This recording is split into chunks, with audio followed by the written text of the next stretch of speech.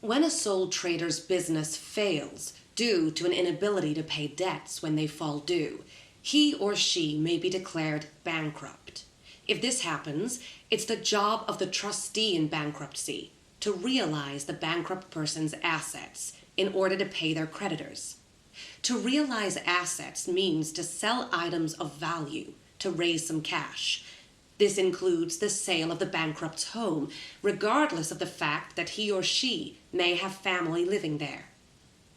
So, how easy is it for a bankrupt sole trader to lose the family home?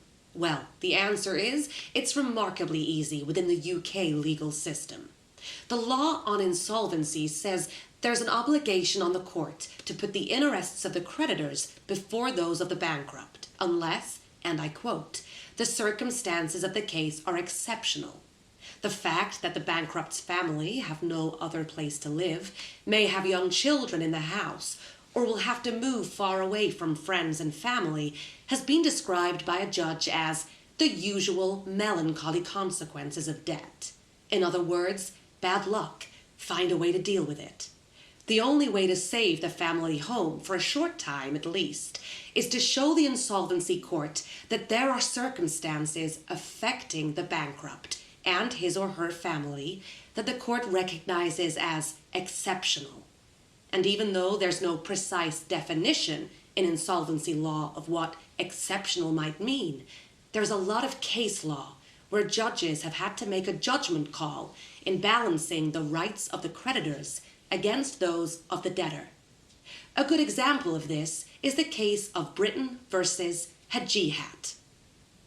In 2009, a man named Mr. Hajihat was declared bankrupt after two of his creditors filed a bankruptcy petition against him. He owed them a total of £309,000, quite a considerable sum. The trustee in bankruptcy in this case was a woman named Louise Britton. She made an application to the court for what's called an order for possession and sale. This is the court order she would need to allow her to sell Mr. Hajihat's family home. However, a lawyer representing the bankrupt's wife opposed the order, claiming there were exceptional circumstances in this case. Mr. and Mrs. Hajihat had 3 children, the eldest being a son named Manny. He had a serious disability called quadriplegic cerebral palsy and was in need of continuous care, which was provided by his parents. The family argued that the circumstances of the case were exceptional and that an order for possession should be refused. The trustee in bankruptcy, Louise Britton, argued that the possession order should be made and should be delayed only for a period of between 3 and 6 months. She told the court that the city would be obliged to house the family once it was made homeless. This judge had a very difficult decision to make. Insolvency law is clear on the fact that the rights of the creditors must override the rights and needs of the bankrupt. Yet these do seem to qualify as truly exceptional circumstances. Do you think the circumstances are exceptional enough to stop the court order? Let me tell you the key words of the judge when he gave his decision. He said, "My clear conclusion is that I should make an order for possession of the property to be given to the trustee.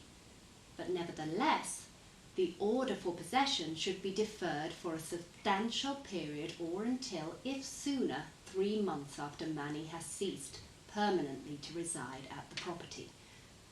That substantial period, I think, should be 3 years."